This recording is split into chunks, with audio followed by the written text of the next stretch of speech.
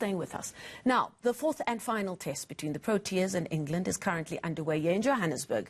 Now, the beloved Gwijo squad has already made their voices heard yesterday already at the Wanderers, and they're expected to do the same today, especially with the Proteas under pressure. Now, the songs they sing are part of the way many people have supported local sports for generations already. But what does it tell us about a fan and sports supporter experience in South Africa, and are sports federations and their corporate partners paying enough attention? I picked the brain yesterday of Michael Goldman, who's a South African but is now an associate professor on the sports management program at the University of San Francisco, and he's also part of the visiting faculty at Gibbs. And I started by asking him what he's learned from us now seeing the tradition of Gwijo finally making its way into our major stadiums, supporting our major national teams. It's a fabulous development in sports spectatorship in South Africa, and it's something that's getting global attention for exactly that reason. What we're seeing and what our USF students, when they're here in South Africa, are seeing is how it's changing spectatorship, how it's making stadiums much more friendly, much more welcoming to more of our people in South Africa.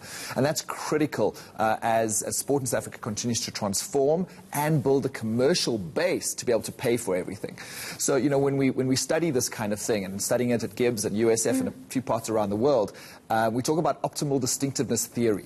It's this idea that people want to belong to a group that allows them to belong, but at the same time they're somewhat distinctive. Because if we totally belong, we become lost in the crowd, and nobody wants to lose their identity, lose their self-esteem. So on the one side, on the extreme, we get lost in the crowd. On the other side of distinctiveness, we stand out, and we often don't want to stand out. We don't want to be the hermit, the person who is totally distinctive on one side.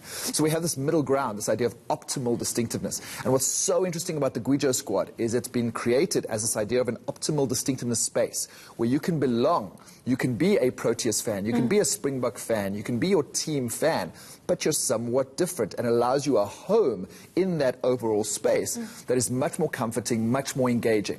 And that's really the future of sports spectatorship. We've seen it in a few places around the world, and it's great to see it take hold here. Now, this, of course, of playing out against the very particular background and history of South Africa. And we've seen in the last few decades, we've finally seen the diverse population of South Africa being reflected in the big stadiums that are, of course, in our metros and in our urban environments.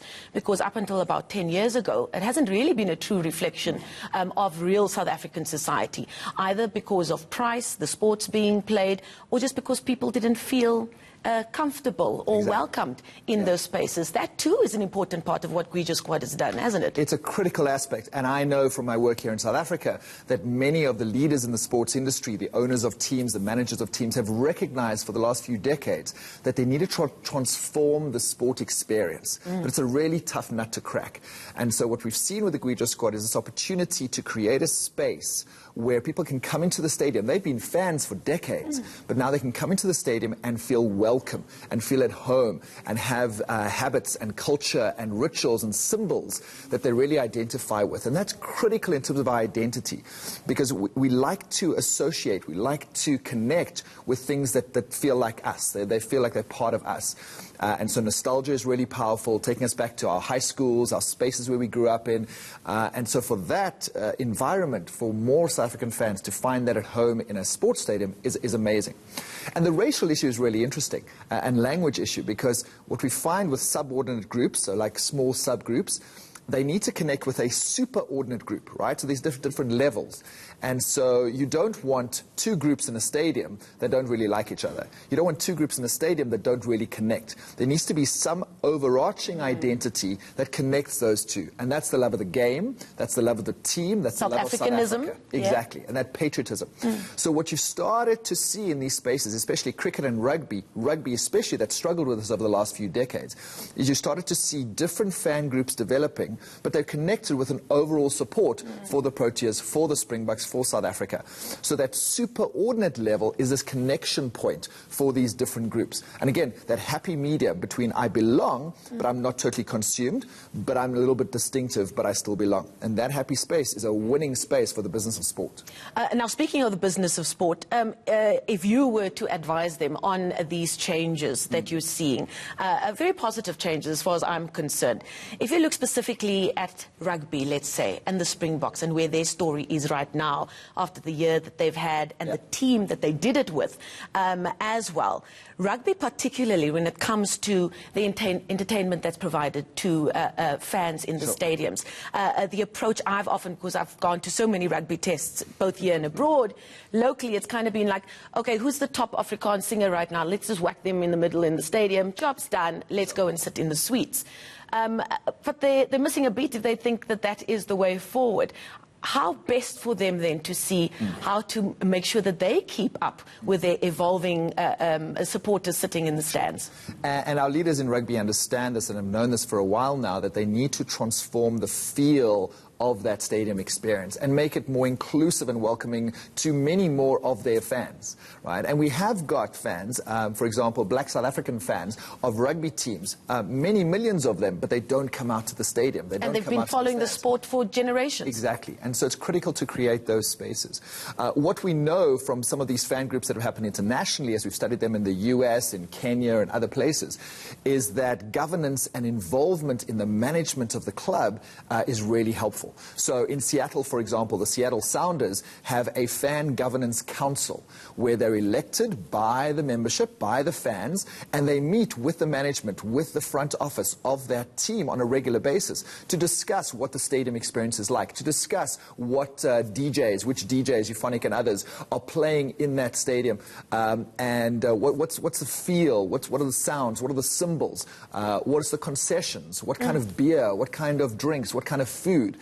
Really thinking about how are we making this a space that people really want to come to, that is their third place. If you have home, work, and the sports environment. And if we create that third place that people feel most welcoming at, then people are more likely to come out. Yeah?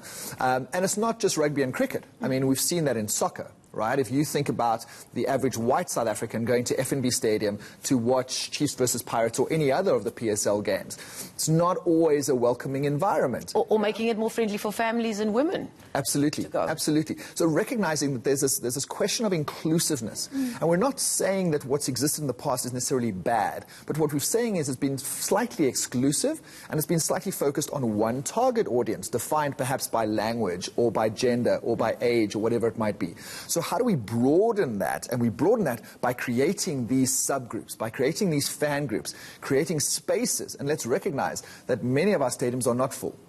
And we have space. We have opportunity for discounted tickets, for special offers, for special merchandise, for special spaces where people can feel like they can come and be part of the whole, but in their slightly own way. And then when they connect with others around something that's in common, about the Springboks winning, or about the Bafana Bafana winning, or about the Proteas winning, now we start creating connections. Now we create the reconciliation that we've wanted to do for the last 25 years. Now we create those connection points between diverse South Africans, and sport can play that role again.